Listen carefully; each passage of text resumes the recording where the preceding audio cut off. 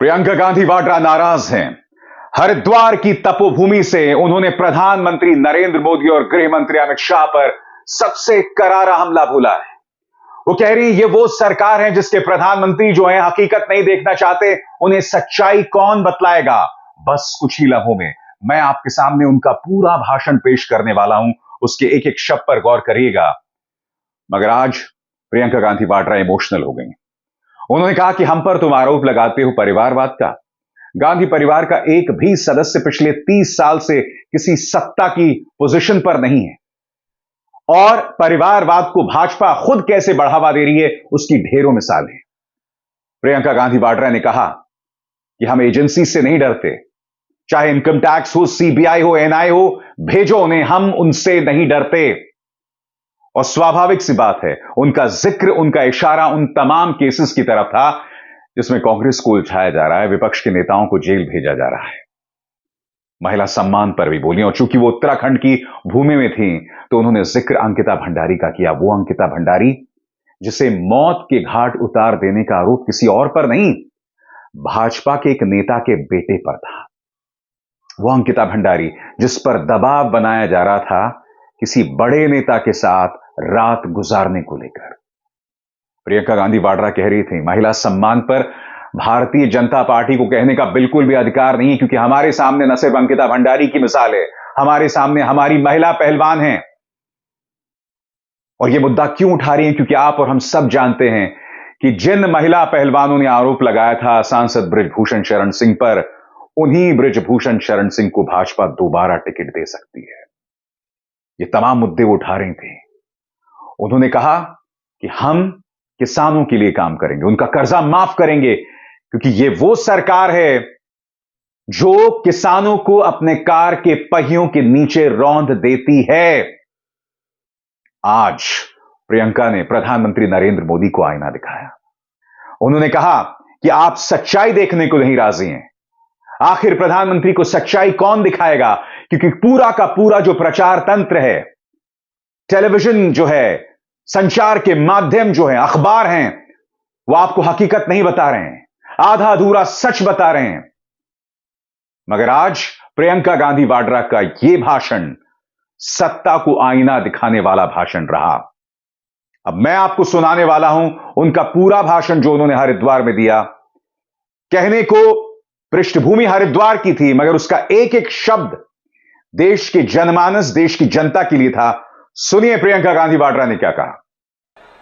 आज जब चुनाव के लिए, प्रचार के लिए आपके सामने नेता आते हैं तो मैं उनके भाषण सुनती हूं, मैं भाजपा के नेताओं के भाषण भी सुनती हूं, अलग अलग राजनीतिक दलों के नेताओं के भाषण सुनती हूं। ज्यादातर मुझे लगता है कि ऐसे मुद्दों पर बात करते हैं जिससे आपकी जो रोजमर्रा का जो जीवन है उससे कम ताल्लुक है। मतलब आपके ध्यान को भटकाने वाली बातें ज्यादा होती हैं। मैं आज यहाँ आपके सामने खड़े होकर आपसे आग्रह करना चाहती हूँ कि ये जो चुनाव है ये आपका भविष्य तय करने जा रहा है। इसमें आप अपने मुद्दों को सर्वोपरि रखिए। आपके क्या मुद्दे हैं, आपके क्या संघर्ष हैं, आपकी कौन सी मुश्किलें हैं, उनका समाधान कौन दे रहा है, कौन आपके मुद्दों की बात कर रहा है, इसको ठीक तरह से समझकर अपना वोट दीजिए। अब आज सबसे बड़ा मुद्दा क्या है, कौन बताएगा?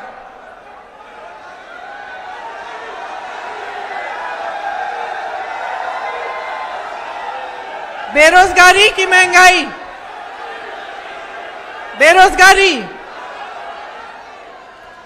बेरोजगारी आज देश में 45 सालों में सबसे ज्यादा है।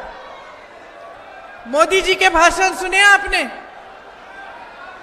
सुने? नहीं सुनना। मोदी जी रोजगार की बात करते हैं, मोदी जी जवानों की बात करते हैं, सेना की बात करते हैं, लेकिन रोजगार के तौर पे उन्होंने दिया क्या है? पिछले 10 सालों में सबसे ज्यादा बेरोजगारी दी है। आज आईआईटी का ग्रेजुएट भी, उसको भी प्लेसमेंट ढूंढने में मुश्किल होती है। मैंने एक रिपोर्ट पढ़ी जिसमें लिखा था कि आज मात्र 30% आईआईटी के ग्रेजुएट्स को प्लेसमेंट मिल रहे हैं। आईआईटी के ग्रेजुएट के लिए भी रोजगार ढूंढना अब मुश्किल हो गया है। अब आप पूछ सकते हैं कि ये क्यों हो रहा है?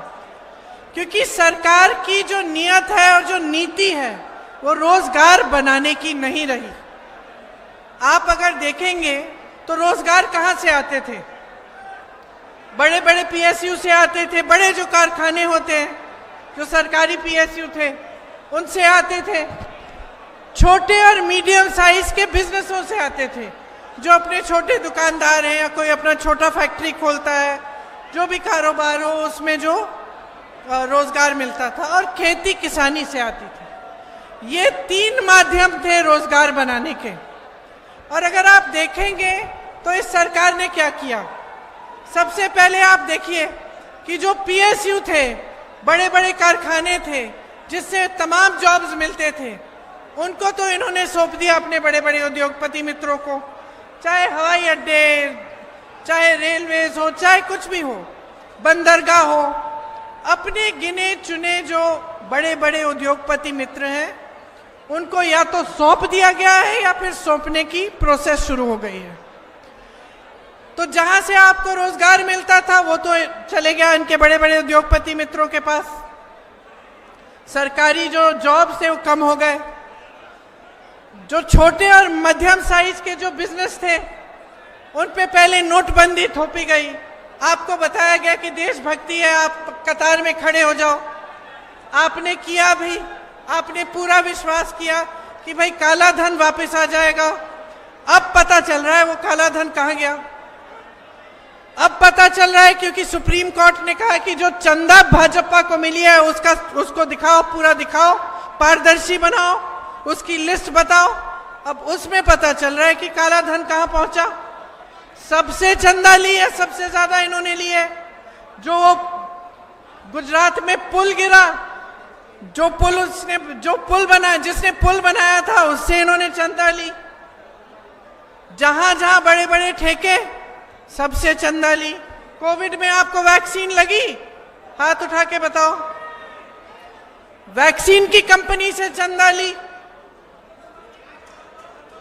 तो अब पता चल रहा है कि काला धन गया कहां और नोटबंदी क्या थी।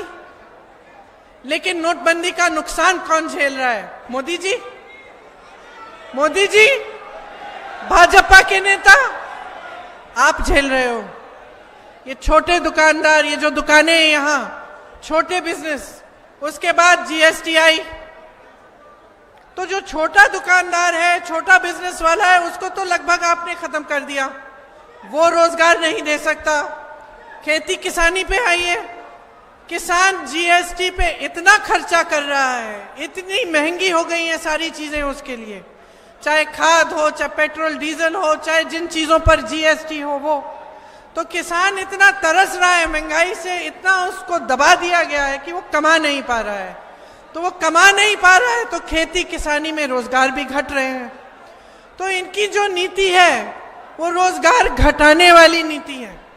इन्होंने आज तक आपको एक विजन नहीं दिया है कि रोजगार बनाएंगे कैसे।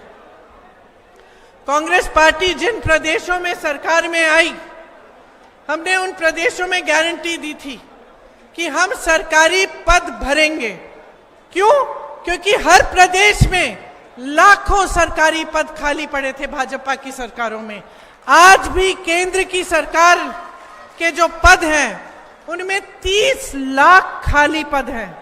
तो आप बताओ, देश में तमाम बेरोजगार बच्चे हैं, नौजवान हैं, उनके माँ बाप चाहे खेती करते हो, चाहे सैनिक हो, चाहे कुछ भी हो, उनको मुश्किल से पढ़ाते हैं, मेहनत से पढ़ाते हैं, पैसे इकट्ठे करके ट्यूशन की फीस दिलवाते हैं, एग्जाम करते हैं रोजगार के लिए।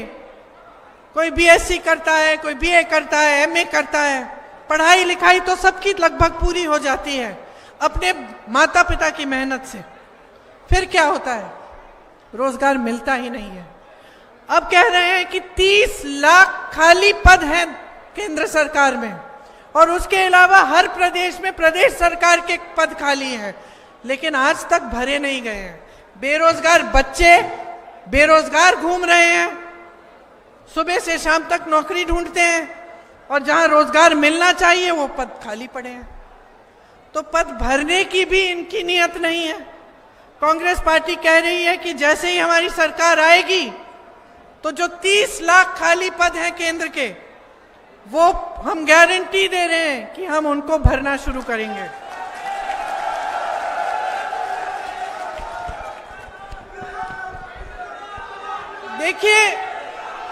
देखिए हम समझ रहे हैं कि इन 10 सालों में सबसे ज्यादा नुकसान किसने झेला है। इस देश के गरीब, किसान, नौजवान, इस देश की महिलाओं ने झेला है। और क्योंकि हम इस बात को समझते हैं, हम इस चुनाव में कुछ ऐसी घोषणाएं हमने की हैं जो हम पूरी करके आपको दिखाएंगे। इसीलिए हमने उनको गारंटी का नाम दिया है। हमने जिन प्रदेशों में हमारी सरकार बनी, आपने देखा होगा, हिमाचल में, छत्तीसगढ़ में, हमने कुछ गारंटी चुनाव से पहले दी थी। हमने कहा था कि कर्नाटका में हमने कहा था कि हम महिलाओं को 2000 रुपए प्रति माह देंगे। वो देना शुरू हो गया है। हिमाचल में देना शुरू हो गया है। हमने कहा था ओपीएस लागू करेंगे, ओपीएस लागू हो गया उन प्रदेशों में। इस तरह की जो गारंटी है, जो हमने करके दिखाई है, वही गारंटी हम इस चुनाव में आपके सामने लाए हैं।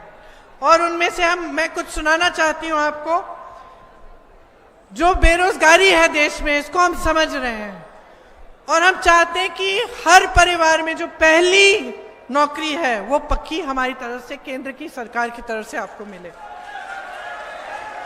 जो बच्चे स्नातक पास हैं उनको 1 लाख रुपया दिया जाएगा। 5000 करोड़ का फंड बनाया जाएगा जिससे जो नौजवान अपना छोटा कारोबार, छोटा बिजनेस शुरू करना चाहता है या स्टार्टअप करना चाहता है, उसको फंडिंग मिलेगी। पेपर लीक यहां भी हुए हैं और अन्य प्रदेशों में हुए हैं। अब पूरे देश में ऐसा माहौल बन गया है कि आप मेहनत करते हैं, आपके माता पिता फीस को इकट्ठा करने के लिए मेहनत करते हैं, आप पढ़ाई करते हैं, ट्यूशन्स करवाते हैं, और फिर भी जब आप पेपर देते हैं तो आपको कुछ पता नहीं कि आपको नौकरी मिलेगी, पास भी होगे कि नहीं। पेपर लीक हो जाता है, घोटाले होते हैं, 20-20 लाख में नौकरियां बिकती हैं और आप कहीं के नहीं रहते। क्योंकि हम इस बात को समझते हैं, हम पेपर लीक का एक कानून निकालेंगे और एक जॉब कैलेंडर निकलवाएंगे जिसमें जिस दिन नियुक्ति होगी उसका डेट पहले से लिखा होगा, जिस दिन एग्जाम होगा उसका डेट, जिस दिन रिजल्ट आएगा उसका डेट। और अगर इधर उधर किसी अधिकारी ने करने की कोशिश की तो उस पर सख्त कार्रवाई की जाएगी। एक कानून लाएंगे हम। आपके प्रदेश से बहुत पलायन होता है। मैं अभी रामनगर में थी, वहां मैं कह रही थी, दिल्ली में उत्तराखंडी लोग बहुत हैं जो दिल्ली में काम कर रहे हैं और विदेश में भी, और वो इसलिए पलायन करके वहां जा रहे हैं क्योंकि यहाँ पे रोजगार नहीं मिल रहा है और वहां मुश्किलों, संघर्ष का जीवन है। अपने पूरे परिवार को कोई ला पाता है, कोई नहीं ला पाता। किसी को अपने परिवार को छोड़ के वहां जाना पड़ता है। साल में मात्र 1-2 बार घर आने को मिलता है। घर आने को मिलता भी है तो मुश्किलों का सामना करना पड़ता है क्योंकि यहाँ बहुत संघर्ष है। तो पलायन को रोकने के लिए कांग्रेस पार्टी चाहती है कि उत्तराखंड में जो पर्यटन की स्कीम्स है और जो पर्यटन को बढ़ावे देने के लिए जो स्कीम्स है वो बनाई जाए, और हम चाहते हैं कि यहाँ की खेती को मजबूत किया जाए। तो यहाँ पे जो बंजर वादियाँ हैं उनमें क्लस्टर फार्मिंग के लिए हम इंतजाम कराना चाहते हैं और यहाँ की जो जमीन के जो कानून हैं उनको मजबूत बनाना चाहते हैं। तो जैसे हिमाचल प्रदेश भी आपके जैसा प्रदेश है, पहाड़ों का इलाका है, वहाँ पे क्लस्टर फार्मिंग के जरिए आजकल हल्दी, सेब, मशरूम वहाँ उगाया जाता है और वहाँ से आयात निर्यात किया जाता है उसका। तो उसी तरह से हम यहाँ कराना चाहते हैं। यहाँ पे जो आपके ज़मीन के कानून हैं वो कमज़ोर किए गए हैं। और अगर मैं कह रही थी कि जो केंद्र की सरकार है उनकी जो तमाम नीतियाँ उनके बड़े बड़े उद्योगपति मित्रों के फायदे के लिए बनाई जाती हैं, तो ये भी एक इस तरह की नीति है कि आपके कानून कमजोर करके वो जो आपकी जमीनें हैं वो बाहर के लोगों को बिके और बड़े बड़े उद्योगपतियों को बिके, ताकि फिर उन्हीं का फायदा हो। तो हम चाहते हैं कि आपके जो खुद के यहाँ के कानून हैं उनको हम मजबूत बनाएं। किसान की सम्मान निधि की बड़ी बात करते हैं बीजेपी के नेता। कांग्रेस ये नहीं चाहती कि आपको सिर्फ सरकार की तरफ से थोड़ा बहुत पैसा मिले। हम चाहते हैं कि आप अपने पैरों पे खड़े हों, जो मिल रहा है वो अच्छा है, वो भी मिले, लेकिन सबसे जरूरी ये है कि आप खुद अपनी कमाई कर पाएं। यहाँ के जो किसान हैं अपने पैरों पे खड़े हो पाएं और जो जितना मेहनत कर रहे हैं, अपना खून पसीना बहा रहे हैं, उसकी जो कीमत है वो उनको मिले, कि वो अपना जीवन मजबूत बना पाए, अपना भविष्य मजबूत बना पाए। इसीलिए हम चाहते हैं और हम करके दिखाएंगे कि एमएसपी एक कानून बन जाए। इसके साथ साथ खेती के जो सारे सामान हैं आज आपको उन पर जीएसटी देना पड़ रहा है, इसीलिए आपकी मुश्किलें बहुत बढ़ रही हैं और महंगाई बहुत बढ़ रही है आपके लिए। हम सारे किसानों के जो सामान हैं जिन पर आज जीएसटी है उन सबको जीएसटी मुक्त करेंगे।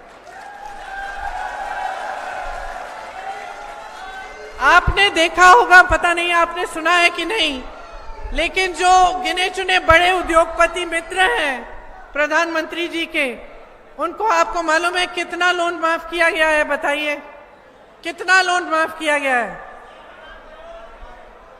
16,000 करोड़ रुपए लोन माफ किए हैं उनके।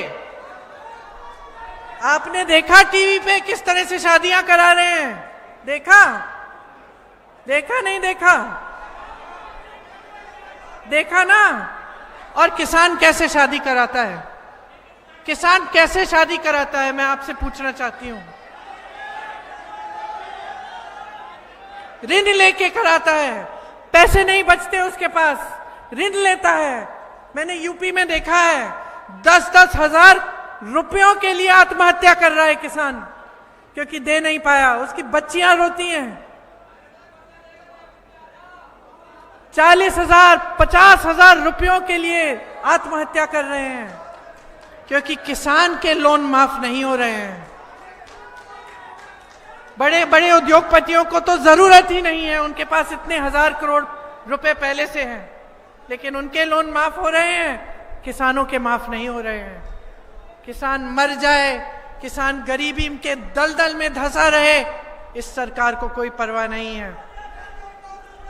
हम चाहते हैं कि कृषि ऋण के माफी के लिए एक स्थायी आयोग बने, ताकि ये एक चुनाव की बात नहीं, एक सरकार की बात नहीं, लगातार जब आप ऋण लेंगे तो आपके ऋण माफ होंगे। एक नई कृषि की आयात निर्यात की हम नीति लाना चाहते हैं, जिससे आपका फायदा हो, किसी बड़े उद्योगपति का नहीं। आपको मालूम है हिमाचल में सेब उगाते हैं। मोदी जी ने क्या किया? सेब के सारे कोल्ड स्टोरेज अडानी जी को दे दिए। अडानी जी के पास सारे कोल्ड स्टोरेज हो गए, तो बताओ सेब का दाम तय कौन करेगा? अडानी जी। तो सेब का दाम तय करेंगे बड़े उद्योगपति, किसान क्या करेगा?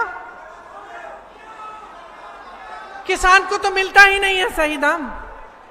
तो ये चल रहा है इस देश में। आप इन बातों को अगर ठीक ढंग से नहीं समझेंगे तो आप इसी तरह से आगे के 5 साल निकालेंगे, जिस तरह से आपके पिछले 10 साल बीते हैं। आपको टीवी पे, होर्डिंग्स पे बहुत अच्छी अच्छी चीजें दिखाई जाती हैं। देखते हैं ना आप, बड़े बड़े देश, दूसरे अलग अलग देशों के प्रधानमंत्री, राष्ट्रपति तारीफ कर रहे हैं मोदी जी की, कह रहे हैं कि देश बहुत आगे बढ़ रहा है। गर्व होता है ये सब सुनने से। क्या आपको लगता है कि हमें नहीं होता? हमें भी होता है। हम भी खुश होते हैं कि हमारे देश की तारीफ हो रही है, लेकिन हम असलियत को नहीं भूल रहे हैं। असलियत ये है कि आप देश की जनता हो और आपका जीवन संघर्षों से भरा हुआ है। आप महंगाई का सामना कर नहीं पा रहे हो, किसान ऋण के दलदल में फंसा हुआ है, ये भी सच्चाई है। इस सच्चाई को नकारा क्यों जा रहा है? ये सच्चाई आपको टीवी पे क्यों नहीं दिखती? हाँ, क्योंकि बिका हुआ है मीडिया। आपको मालूम है कि हमारे देश की मीडिया 90% से अधिक बड़े उद्योगपतियों की है, वो कंपनियां ही बड़े उद्योगपतियों की हैं। तो आपको सच्चाई कौन दिखाएगा? मोदी जी आते हैं मंच पे वही कहते हैं जो 5 साल पहले कहा। मैं उनका भाषण सुन रही थी। क्या मोदी जी समझ पा रहे हैं? क्या होता है ना कि अब हमारे कितने पुष्ट हो गए राजनीति में, बहुत प्रधानमंत्री देखे हैं हमने, सत्ता देखी है, बहुत मंत्रियों को देखा है, कांग्रेस के मंत्री देखे हैं, भाजपा के देखे हैं, अन्य प्रधानमंत्री देखे हैं।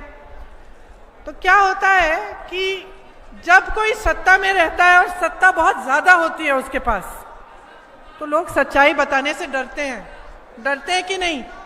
अरे आप प्रधानमंत्री की क्या बात कर रहे हैं? आप किसी पुलिस स्टेशन में चले जाइए, किसी पुलिस स्टेशन में चले जाइए, तो जो सबसे बड़ा अफसर है उसको कभी कभी कांस्टेबल भी सच नहीं बताएगा, डर के मारे कि भाई नाराज हो जाएगा, मुझ पे ही मार पड़ेगी, मुझे ही भुगतना पड़ेगा। तो आप सोचिए कि एक प्रधानमंत्री जिसके पास इतनी सत्ता हो गई है, जो किसी को सवाल उठाने ही नहीं देता, उससे कौन सवाल पूछ रहा है? उसे सच्चाई कौन बता रहा है? उनको दिख भी रहा है कि यहाँ की देश की जनता कैसे जी रही है।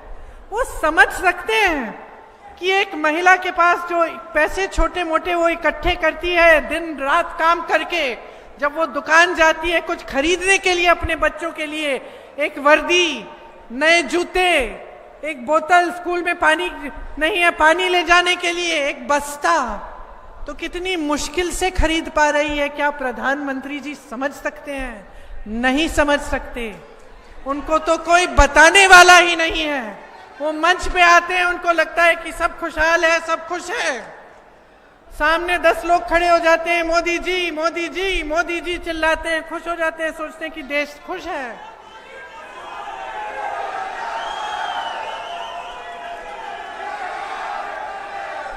एक जो नाता होता है, जो रिश्ता होता है पब्लिक के साथ, वो सत्ता अक्सर तोड़ देती है उस रिश्ते को। सत्ता घेर लेती है इंसान को, और मुझे यकीन है कि मोदी जी के साथ यही हो रहा है। मैं उनके भाषण देख रही थी, वो बात कहीं की कर रहे हैं और जनता कहीं है। वो किसानों की खुशहाली की बात कर रहे हैं, यहाँ किसान अपना ऋण नहीं चुका पा रहा है। यहाँ गन्ने का बकाया नहीं दिया है उन्होंने 2017 से। जब मैं यूपी में काम कर रही थी तो पूरा गन्ने का बकाया 15,000 करोड़ था, और ऋण माफ कर रहे थे ये बड़े उद्योगपतियों के। 20,000 करोड़ का ये नया संसद भवन बना रहे थे, और गन्ने का किसान, उसको कोई पूछने वाला नहीं था। और यही सब देश भर में यही हो रहा है। ये समझ नहीं पा रहे हैं, अलग हो गए हैं आपसे, समझ नहीं पा रहे हैं। इनको लगता है कि अच्छी अच्छी चीजें दिखाएंगे आपको, G20 करा देंगे, कुछ कुछ करा देंगे और आप भी खुश हो जाएंगे। लेकिन आपकी एक असलियत है ना, आपकी एक सच्चाई है। उस सच्चाई को आप समझ रहे हैं कि नहीं समझ रहे हैं? उस सच्चाई को आप दिन रात उस सच्चाई का सामना कर रहे हैं कि नहीं कर रहे हैं?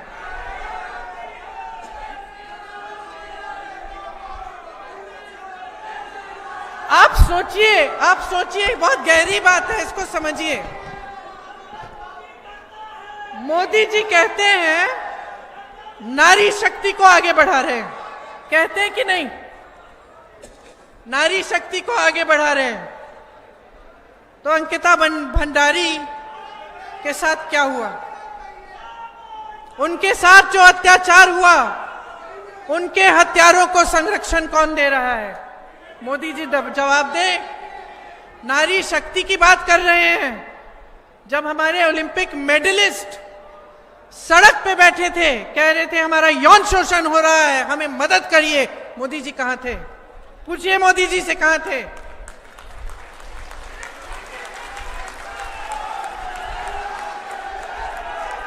जब हाथरस में एक महिला का रेप होता है और बीच रात में उसका शव जलाया जाता है, जिसने शव जलाया उसका आरक्षण किसने किया? मोदी जी से पूछिए। कल योगी जी आ रहे हैं उत्तराखंड, योगी जी से पूछिए किसने बचाया उनको। योगी जी से पूछिए कि उन नाव की पीड़िता के साथ जो हुआ उसका संरक्षण, जिन्होंने वो किया उसका संरक्षण कौन कर रहा है? मोदी जी से पूछिए, योगी जी से पूछिए। क्या मतलब है नारी शक्ति का? नारी शक्ति का मतलब ये नहीं है कि आप संसद भवन में एक बिल को पास करें जिससे आप कहते हैं कि नारियों को, महिलाओं को आरक्षण देंगे और वो आरक्षण 6 सालों के लिए नहीं मिलेगा। ये नारी शक्ति के लिए नहीं है, ये अपनी शक्ति के लिए, अपनी सत्ता के लिए है। बस चुनाव आ रहा है, सब समझ गए हैं। आज मंच में बैठा हुआ एक एक नेता समझ गया है कि इस देश की महिलाएं 50% हैं। समझ गए हैं कि महिला का वोट महत्वपूर्ण है। जब मैं चीखती चिल्ला रही थी इसके बारे में, जब मैं कह रही थी कि महिलाओं को सशक्त बनाओ, तब मेरा मजाक उड़ा रहे थे 2-3 साल पहले। अब अचानक पता चला कि महिलाओं के बगैर नैया पार नहीं होने वाली है, महिलाओं के बगैर सरकार नहीं बनने वाली है। तो शुरू हो गई नारी शक्ति की बातें।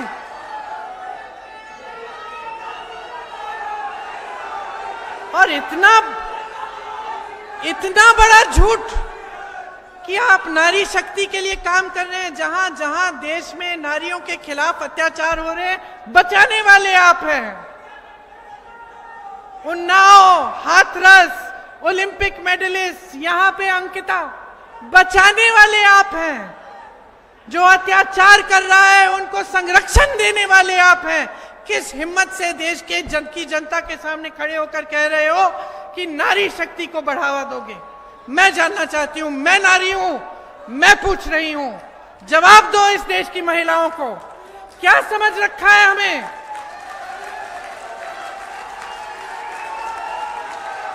आप चाहते हैं कि इस देश की महिला अनपढ़ रहे और दिन रात आपको पूजे, ये चाहते हैं आप चाहते हैं कि इस देश की महिला कभी अपने पैरों पे खड़ी ना हो।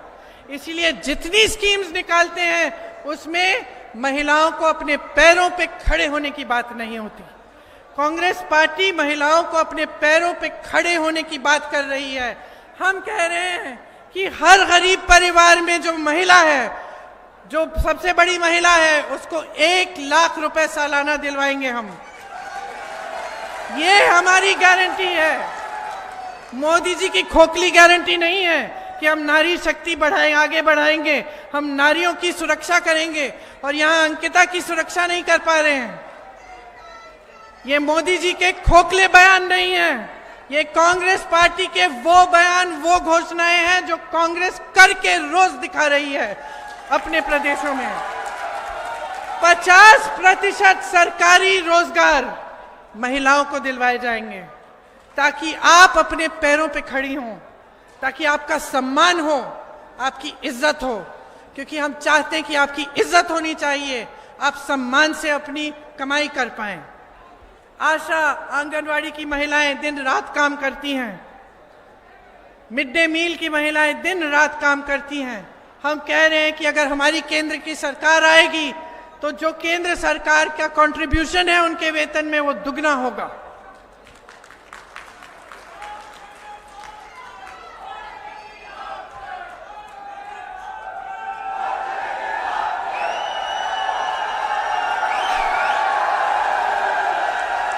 इस बार कर ही डालो, इस बार बदल डालो, बहुत हो गया है, बहुत बेवकूफ बना दिया है देश को, बहुत ज्यादा। देखो, मैं जानती हूं कि मेरे परिवार के बारे में क्या नहीं कहा। सबसे बड़ा आरोप तो ये लगाते हैं कि हम परिवारवादी हैं, है ना। ये आरोप लगाते हैं कि हम परिवारवादी हैं और फिर जिस पार्टी से, जिस दल में, जिस नेता का बेटा पकड़ सकते हैं उसको अपनी पार्टी में खींच के ले जाते हैं। परिवारवादी हम हैं। फिर कहते हैं कि हम भ्रष्टाचारी हैं। बहुत इन्होंने हमारे बारे में कहा है, लेकिन मैं आपको दिल से बता रही हूं, बहुत पीढ़ियों से हमने सेवा की है। आप अगर सोच के हमें बताएंगे कि मेरे परिवार का कौन सा सदस्य सत्ता में रहा है पिछले 30 सालों से, बताइए। ये कहते हैं हमें सत्ता का लालच है, हम सत्ता के लिए कुछ भी कर लेंगे। अपने आप को राम भक्त कहते हैं। तो मैं इनसे पूछना चाहती हूं कि भगवान राम ने क्या किया? मर्यादा पुरुषोत्तम क्यों कहलाए जाते थे? क्योंकि अपने परिवार की मर्यादा उन्होंने रखी, अपने परिवार के असूलों के लिए लड़े, अपने परिवार की गरिमा के लिए लड़े, अपने कुल की रक्षा की, और तभी उन्होंने अपने देश की रक्षा की, अपने लोगों, अपने प्रजा की रक्षा की। ये एक पुरानी हिंदू परंपरा है, ये हमारे धर्म की परंपरा है। इसको परिवारवाद नहीं कहते, इसको सेवा भाव कहते हैं, जो पीढ़ी दर पीढ़ी इस देश की सेवा करती है।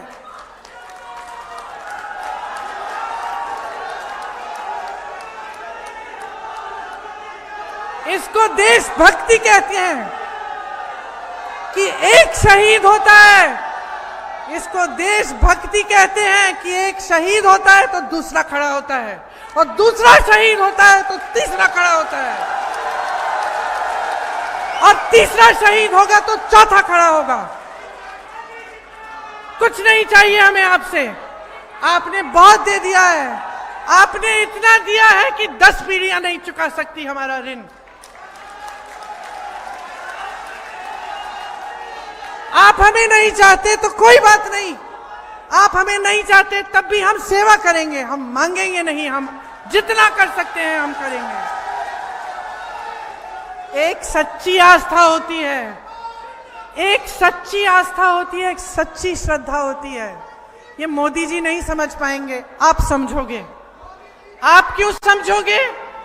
आप क्यों समझोगे? क्योंकि आपने सरहद पे अपने बेटों को भेजा है, इसीलिए आप समझोगे। आपके बेटे कुमाऊं रेजिमेंट, गढ़वाल रेजिमेंट के बेटे इस देश के लिए शहीद होने के लिए तैयार हैं, इस देश के लिए पीढ़ी दर पीढ़ी शहीद हुए हैं। इसलिए आप इस भावना को समझ सकते हैं, मोदी जी नहीं समझ सकते। मोदी जी ने कुछ त्याग नहीं किया इस देश के लिए, कुछ त्याग नहीं किया इस देश के लिए। त्याग आपने किया है इस देश की धरती के लिए, इस देश की मिट्टी के लिए। आप समझ सकते हैं कि अगर एक परिवार इस देश के लिए त्याग करता है, इस देश के लिए शहीद होता है, उसका क्या मतलब है और उसकी दिल में कैसी श्रद्धा होगी। मैं इन सबको बताना चाहती हूं, आप केस डाल दो, संसद से निकाल दो, घर से निकाल दो, आप हमें भ्रष्टाचारी बोलो, तमाम केस डाल दो, एजेंसियां को हमारे पास भेज दो, मेरी 75 साल की माता जी को भेज दो ईडी के पास पूछताछ कराने के लिए, किसी को, मेरे पति को भेज दो, मेरे भाई को भेज दो, हमारे पूरे परिवार को भेज दो, हमें कोई परवाह नहीं है। हमें पता है क्या दिखता है, हमें पता है क्या दिखता है, आपका भय दिखता है। हमें आपका भय दिखता है कि भाई तुम इतना डर क्यों रहे हो हमसे, क्या हो गया, दोबारा सरकार नहीं आएगी, जनता का मन बदल गया है क्या?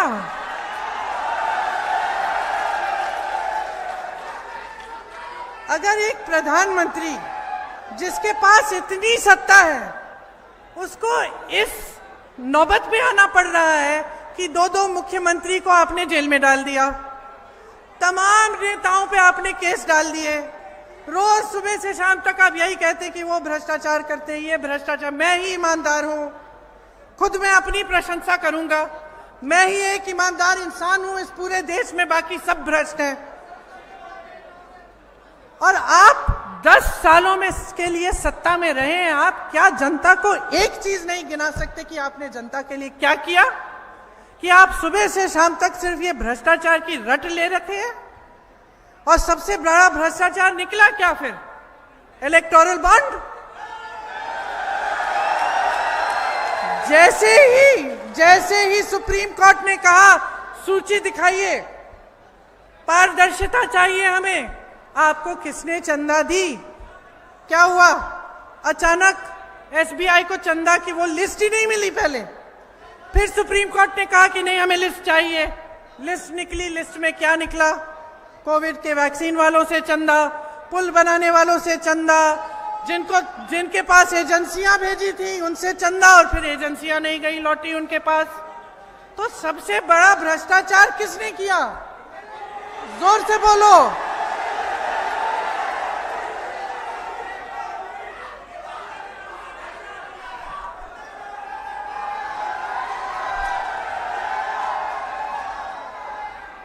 तो अब और कुछ बचा नहीं, चुनाव आ गए। काम के बारे में तो आपने बोलना नहीं है कि हमने क्या किया क्या नहीं किया। ठीक है, G20 गिना दिए, जब ओलंपिक में मेडल आए उसका भी श्रेय आपने ले लिया, ठीक है, आप ही ने जीते होंगे। अब बचा क्या है? बचा यही है ना कि जनता का ध्यान इन चीजों पे डालो जिनसे उनका जज्बात जुड़ा है। तो धर्म की बातें शुरू हो गई, हुई कि नहीं हुई? देखिए, असली धर्म जो होता है ना, हिंदू धर्म में ये कहा गया है, धर्म धारण करते हैं। ठीक है, धर्म के बारे में सिर्फ बोलते नहीं हैं, धर्म के बारे में बोलने वाले बहुत हैं। हमारे यहाँ भी एक बार दिवाली पे पूजा करने के लिए एक पंडित जी आए, मैं और मेरे पति बैठे थे, और पंडित जी ने पहले तो पूछा कि कितनी चंदा मिलेगी, हमने बता दिया ठीक है जो भी है कैसा वैसा, ठीक है। शुरू हुई पूजा, और मैं सुन रही हूं कि इनको तो एक भी भजन नहीं आता है, ये तो सारे श्लोक उल्टे पुल्टे बोल रहे हैं। तो मैं देख रही हूं अपने पति का चेहरा, हम दोनों हंसने लग रहे हैं कि ये कैसे पंडित जी आ गए।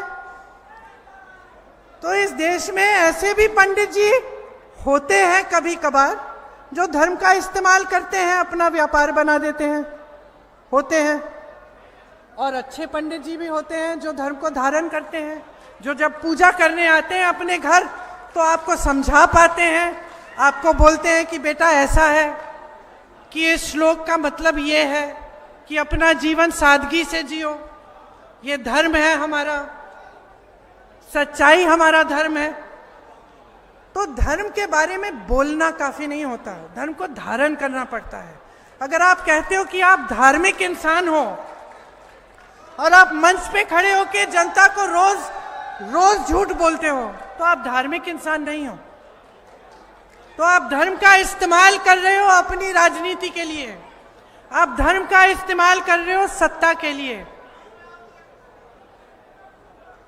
आप माता के उपासक नहीं हो, आप सत्ता के उपासक हो।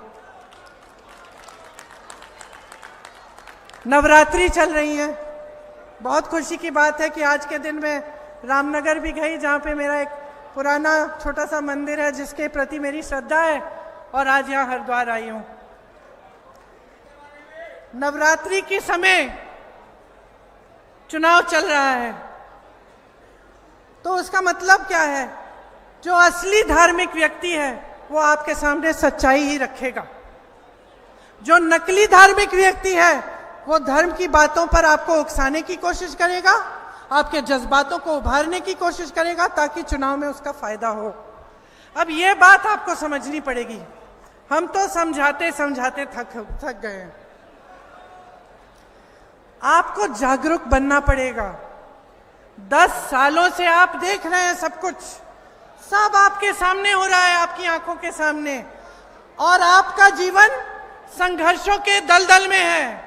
महंगाई का सामना नहीं कर पा रहे हो, बेरोजगार हो, मुश्किलों में हो, लेकिन आप सच्चाई को पहचान क्यों नहीं रहे हो? यही मेरी आपसे सबसे बड़ी शिकायत है। पहचान लो सच्चाई को, और कहीं नहीं है, आपके जीवन में है। आपके जीवन का जो अनुभव है ना, वही सत्य है, वही सत्य है।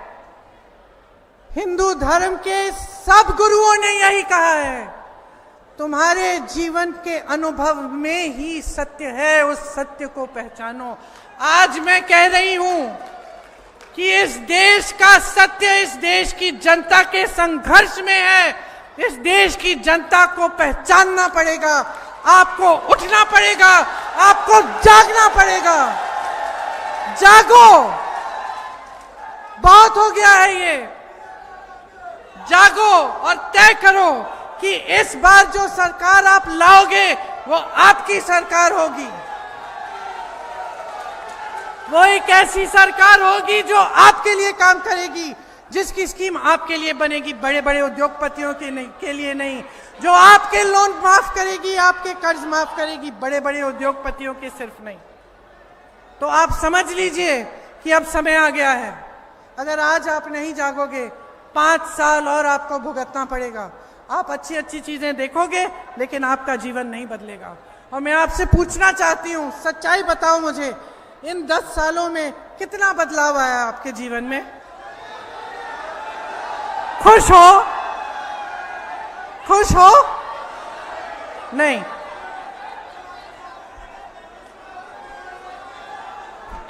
फिर से भाजपा की सरकार चाहते हो तो बदलाव लाओ, मन बनाओ, किसी के बहकावे में मत आओ। सच्चाई को, मैं बार बार कह रही हूं, सच्चाई को समझो।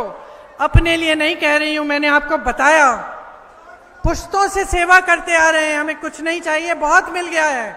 हमारा भविष्य चाहिए, कुछ भी कर लें, हमारा भविष्य ठीक ठाक रहेगा, क्योंकि आपका प्रेम है, आपका प्यार है, बहुत दिया है आपने, हमें कुछ नहीं चाहिए।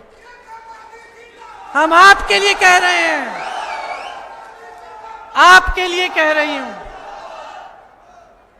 पढ़े लिखे हो, माँ बाप ने पढ़ाया लिखाया है, मेहनत करते हो, इस देश से प्यार करते हो, इस मिट्टी से प्रेम करते हो, देशभक्त हो, तो इस बार वोट अपने लिए दो, जनता के लिए दो,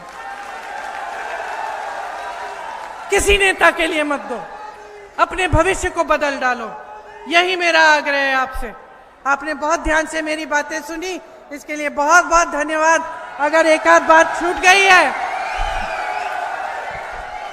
एक आध बात अगर छूट गई है, तो हमारा जो घोषणा पत्र है उसे न्याय पत्र कहा है हमने इस बार। उस न्याय पत्र को जरूर आप पढ़िए, इंटरनेट पे जाके ढूंढ के उसको पढ़िए, क्योंकि उससे पता चलेगा कि हमने किस सबके लिए कुछ सोचा है। बहुत बहुत धन्यवाद। जय हिंद।